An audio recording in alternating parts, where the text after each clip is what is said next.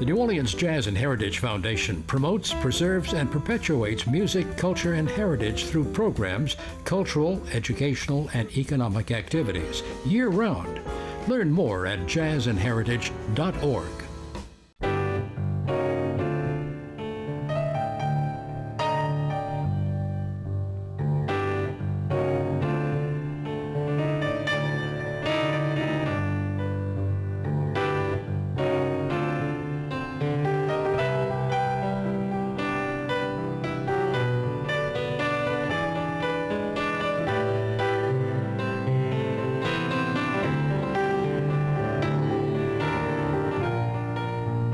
I'm Peggy Scott Laborde, and welcome to Steppin Out, with updates from the local restaurant, arts, and entertainment scenes. What a show! Joining me, Poppy Tooker, host of Louisiana Eats on WWNO Radio. Hey, Miss Poppy.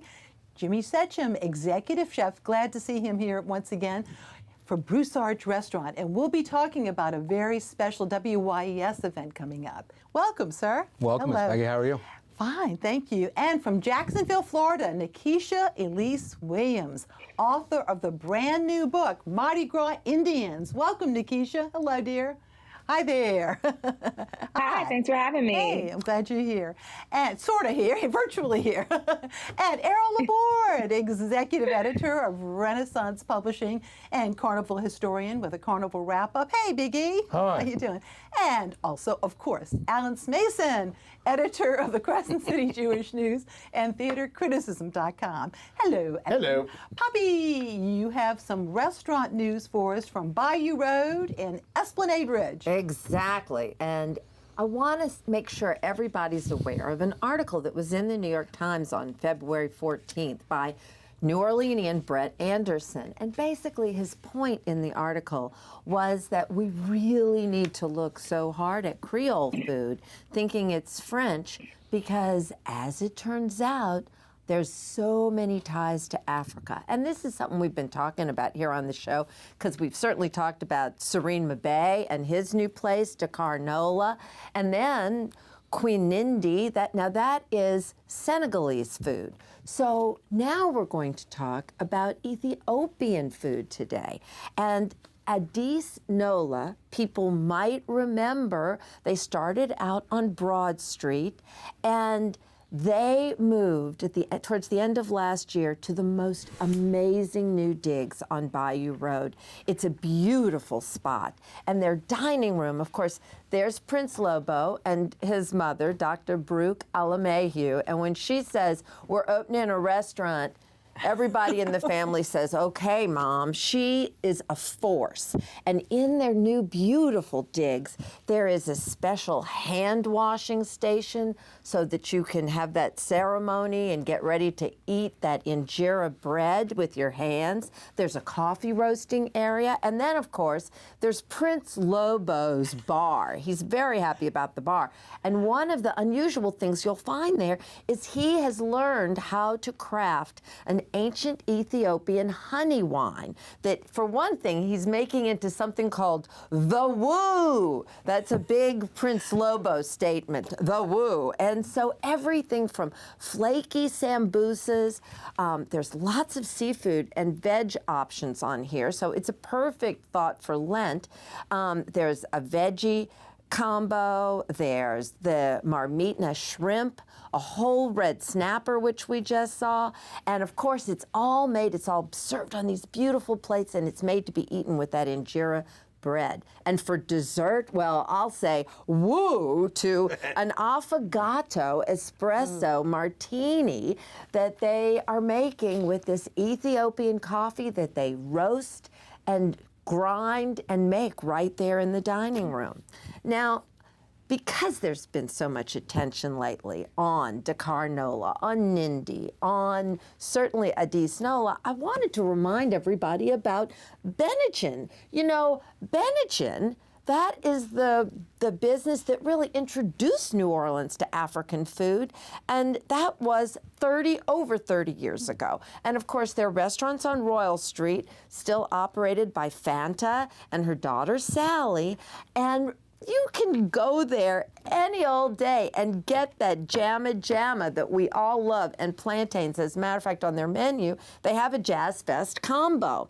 They have so many other delicious things too, like a steamed fish and ginger, sautéed shrimp, a curry. But remember, this food at Benetchin is the Gambia and Cameroon part of Africa. So we are just seeing the whole African continent come together on our tables here in New Orleans.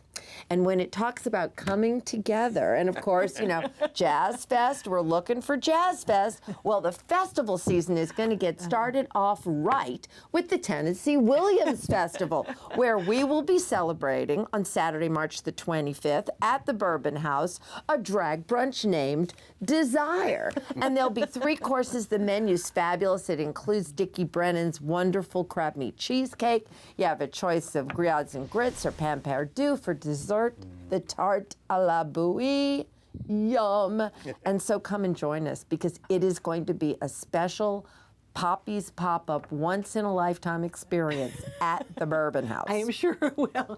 And speaking of food, we have Chef Jimi here. And once again, you all are kind enough at Broussard's to host a Season of Good Tastes WYES dinner, which benefits our station. We appreciate that. But tell us about it, Chef. Give us a sneak preview. We're really excited about it. These dinners are always fun. Last year we did a couple of different ones. This year it's just one big dinner next Thursday. We're going to start off with a little amuse-bouche that we're kind of keeping secret until the day of. But the first real course is going to be a crawfish and Gruyere fondue.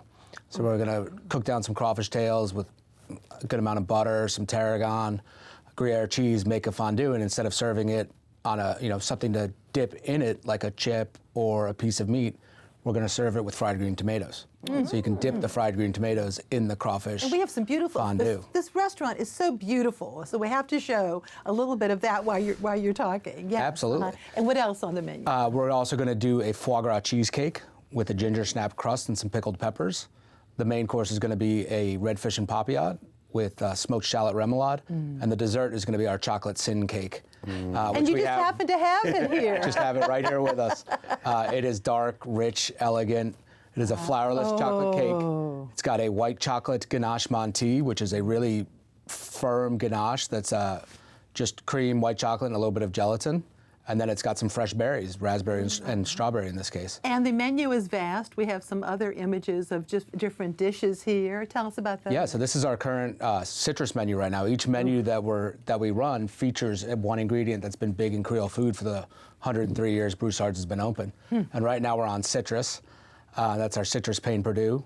And then our next menu is actually going to be bananas, which will be fun. And we were just talking a little bit earlier about bananas. Oh, so much fun. And just a reminder, Thursday, March the 2nd, go to WYES.org, click on events, and you can register. And that price includes everything, the wine and of course gratuity, all combined. And you've been doing this with us for quite a few years, so we thank you for that as well. It's my pleasure. We're excited. And I heard you were real busy during Mardi Gras. We were. We had a lot of fun. We had a lot of fun brunches. We had a lot of fun dinners, and we really enjoyed everybody, all the locals coming down to eat. All right. Very good. Thank you. And we're going to Nikesha. Nikesha, we could not leave this Mardi Gras season without definitely mentioning your book, which is so, it's so let me do that. We're going to show a close-up of the cover, actually. But just sort of like a handy-dandy guide, if you will, to something. Mardi Gras Indians, for so many years, was like an underground thing, And thankfully, Mardi Gras Indians are getting their due. But tell us about those early days and how Mardi Gras Indians, now, some want to be called Black Masking Indians. What's your take on that?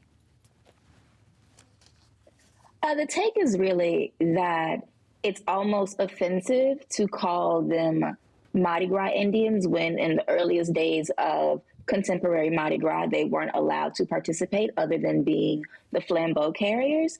So it's a stipulation. I use the term interchangeably in the book, but some say, I'm a Black masking Indian. I don't only come out on Mardi Gras. I come out whenever I feel like it, whenever the mood hits me or the spirit hits me to put on my suit. I can go out anytime I want to. Some don't mind, but that really is a stipulation, is that at one point, Mardi Gras was segregated. So how can you call someone a Mardi Gras Indian when in the earliest days that they were masking, they weren't allowed to attend the parades? Yeah, well, I do know some Mardi Gras Indians who want to be called Mardi Gras Indians, so it's kind of divided these days. But talk about those early days in terms of Congo Square, and you have an incredible image from Africa too, a Congolese Indian. We're going to be showing those. Tell us about the origins, if you will. So the origins of the Mardi Gras Indians are rich. So there's obviously the African origins on the continent from the Kingdom of Congo and the different tribes of West Africa. There's obvious indigenous origins with the tribes of the lower Mississippi River Valley. And then those two specific cultures syncretize with the settler colonists of the French and the Spanish in the New World. And that's how you have the birth of the Mardi Gras Indians out of Congo Square, where those cultures really converge and were able to mix and live and thrive together, as you see in this image here from the Bambula dance and in the Circle of Congo Square. That's really where it really came from, and where Black people were first noted to be dressed with feathers in New Orleans. And so the origins date back to like the 1700s, but most will give the contemporary date of 1886, and that being when Mardi Gras Indians, as we know and love them, have come to mask every year, but it started way before then. Yeah, and of course, many of the slaves hiding with the indigenous tribes, the coming together and the mix of that has something to do with it too. Mm-hmm, I know absolutely. there's another theory about Buffalo Bill's Wild West show coming to town, and some folks ascribe to that, some folks don't. But it's just this whole awareness of Indian, of Indian itself. What I like is that you point out is that there are women who mask as masking Indians, and they're called queens, aren't they? I love that term. And Cherise Harrison, yeah, sure are, yes. Nelson, we have a photo of her. That's, I think, a lesser known aspect. It should be better known aspect of the whole culture. And look, that's a great photo too. And I think that's becoming a more of a bigger item in terms of that culture, don't you think? Mm. I do. And it's not that the women haven't always been there, but they have. But the Mardi Gras Indian culture is very male dominated. It's very much a warrior culture. But there have always been women either helping, as everyone is familiar with Miss Joyce Montana, who helped the late great Tootie Montana build lots of his suits. But, the women have always been there. And as women have been wont to do, we can't just be kept in the background forever. We've got to get out and mask ourselves. And so that's what they're doing. And it's wonderful to see. Absolutely. I love the fact that, yes, the Indians look scary, but there's this whole term of who's the prettiest. What a contrast to that, huh? It's about the beauty. Well, once again, I'm so excited for you. Congratulations. And this is available at all local bookstores, online at Amazon, and it's all over the place. And it's part of that Louisiana True series that LSU is putting out. But congratulations to you. Wishing you all the best. And thank you for your efforts and all of this. Thank you so much. Thank you. Thank you. Hang around. We'll have a little pick of the week later. But moving on to Errol, we're not finished with Mardi Gras. We wanted you to give your kind of quickie wrap-up, if you will. Well, if a picture's worth 1,000 words, I got like 10,000 words right here, doing it in a few minutes. And let me just show some of the images, and then we'll comment on them. Mm-hmm. We've got the Knights of Babylon up first here, yes? Yeah, and this was one of the big surprises. I've always liked Babylon because it's an old traditional parade, and it does things right. But it wasn't the flashiest. It had sort of like boxy kind of floats, and there was a bit of a lighting problem. This year they exploded. I mean, Babylon really had a beautiful parade, and it certainly represents a new dimension in Babylon.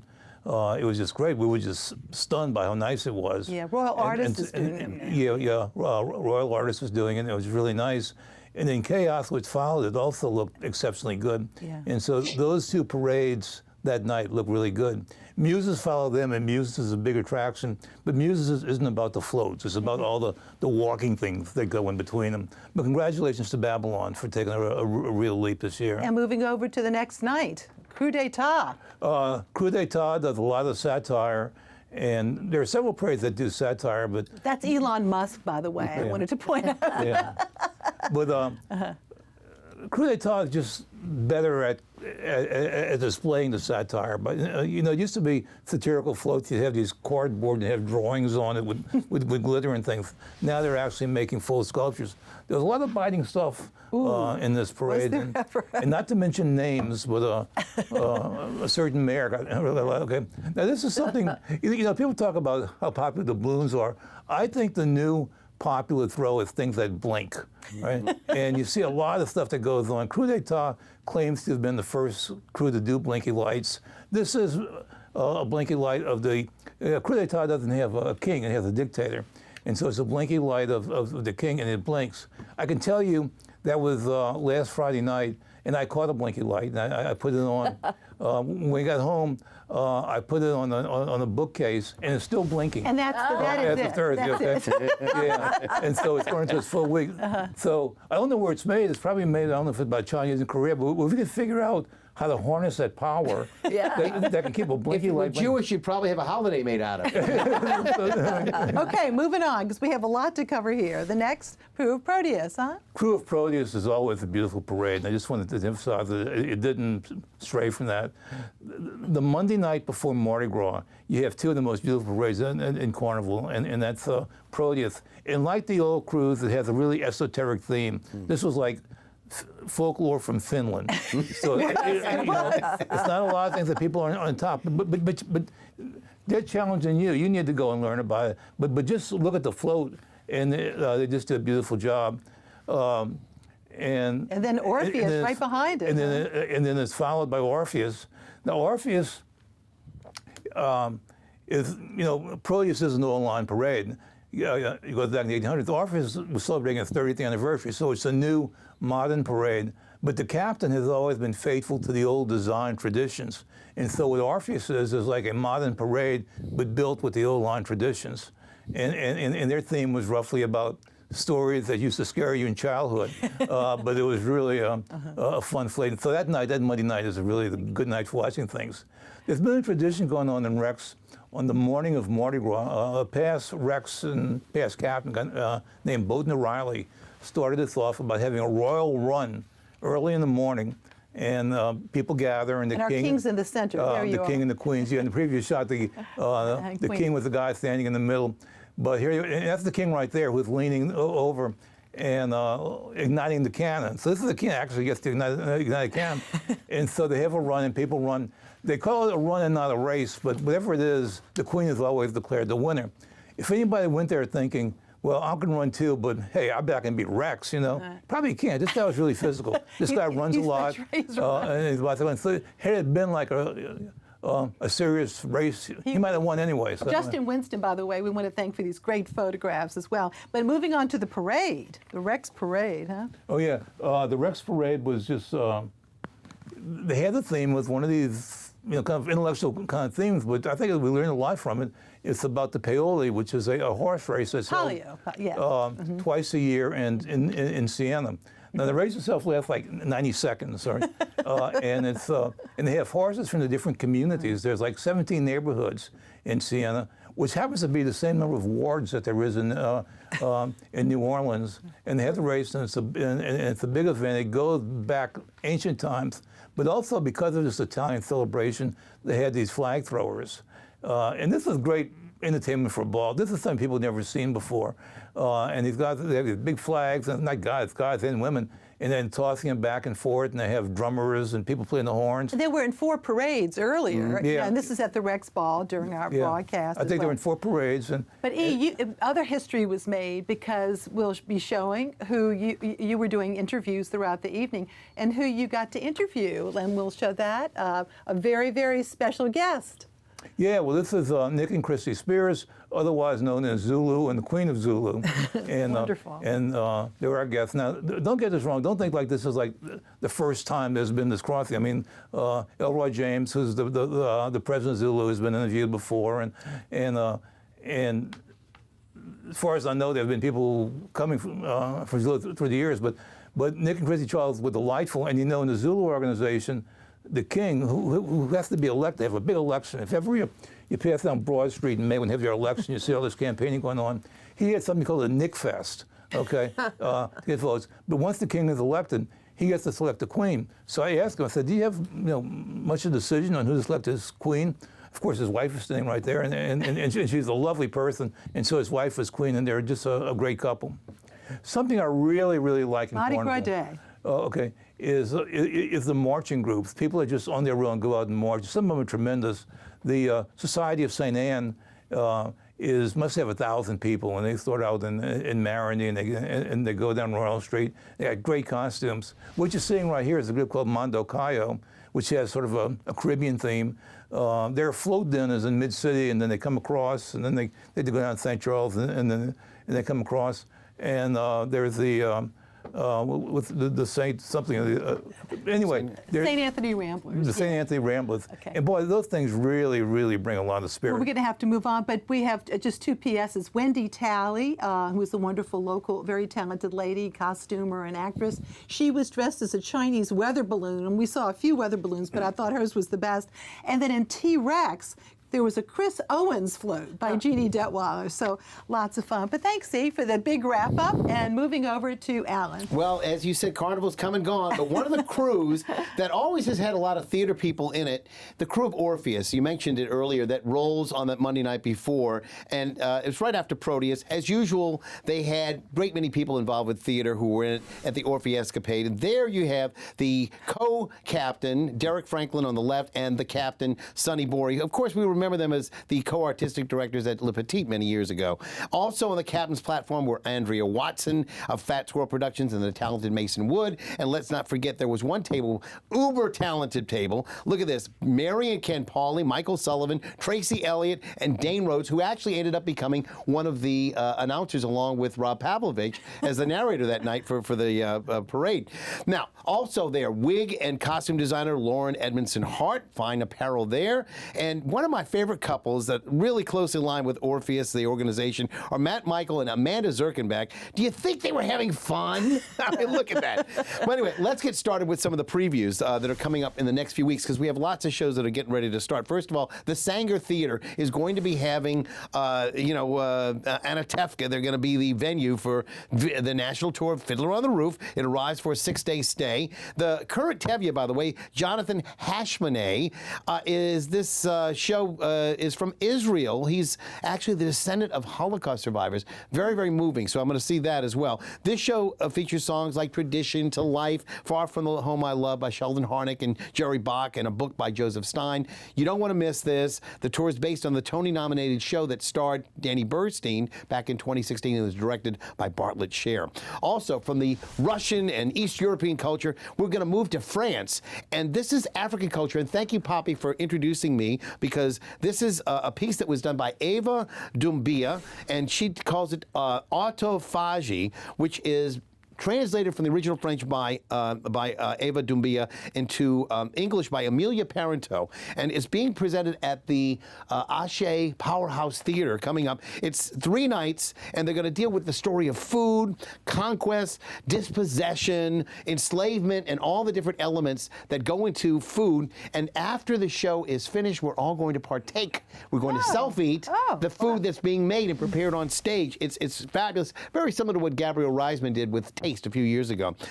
New Orleans native Karen Kaya Livers is performing in this tour. She's in New York right now, going to be performing, and then she's coming here this next week. And she'll be a guest on my NOLA Theater talk show this coming Monday night at 8 o'clock. So don't miss that as well. We're going to have a lot of interesting talk about this show.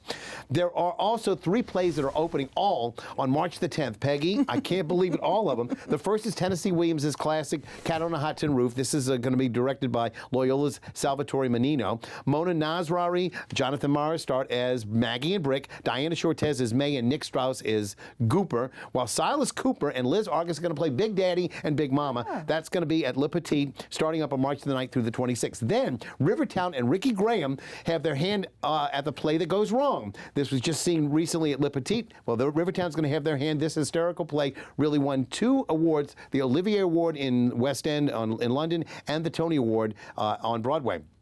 And last, but by no means least, JPAS is presenting Murder on the Orient Express. This is, again, being directed by Janet Shea, adapted by Ken Ludwig, if you remember Lend Me a Tenor. It looked for Chris Shaw, Reagan Lincoln, Helen Blank, Jimmy Murphy, Earl Ciano, Margot Fanning, and Catherine Talbot. Should be a lot of fun. All right, thank you so much. Now, though, it's time for Picks of the Week. Poppy! The Tulane Book Festival is right around the corner, and we're hosting a Poppy's Pop-Up Drag Brunch at the festival Saturday, March 11th in the Tulane Commons. You can go to bookfest.tulane.org. All right, Chef Jimmy. Courtyard dining at Broussard. It's just the season, It's huh? beautiful out. Come get some good food, some good weather, and enjoy yourselves. That is a gorgeous courtyard. Yes, indeed. Okay. And Nikesha, how do we find out more about you? And if we want to have contact with you, let us know, huh? What's your contact information? I am all over the social. I am all over the social media at Nikesha Elise on Instagram and Twitter, and you can always find me on my website, newrights.com, NEWWRITES.com. All right, Errol. The NBA All-Star game was played this past weekend, and that's kind of like, to mix metaphors here, rounding third base for the season, because once you have that, you're down to really the last leg of the season. So they're down to the last 23 games. The Pelicans still have a shot at the playoffs if they can get all their injured players back, especially Zion Williamson. But it's going to be exciting to see the end of the season and then probably the playoffs to follow. Yes, and since we mentioned the Rex Ball earlier, we have to remind everybody you can see it actually on YouTube, or if you'd like your own commemorative DVD, it's available by going to WYES.org. Alan. You know, I was in a Broussard's for culinary, and I actually had the whole courtyard by myself one time, so that's wonderful. Next week, I'm going to have a shout-out to Kathy Randall's and her original work titled The Road to Damascus, so we'll talk about that next week. But meanwhile, if you love Raiders of the Lost Ark, Superman, Star Wars, E.T., or any of the films that John Williams has done the music to, check out the LPO on Saturday and Sunday. They're going to have 2 shows on Saturday at 2 and 7:30, and then on Sunday at 3 o'clock. I'll see you at the theater. Okay, before we leave, my picks, the Jazz and Heritage Foundation continues their music series called Chanteuse, showcasing local female singers. Friday night, Lulu and the Broadsides, and then Saturday, Erica Falls. Both concerts are being held at the George and Joyce Weens Center on North Rampart Street. Eventbrite.com for tickets. Well, thank you all so much. Thank you, Nikesha, for being with us, for joining us. All right, thank you very much, and thank you all for watching. Good night.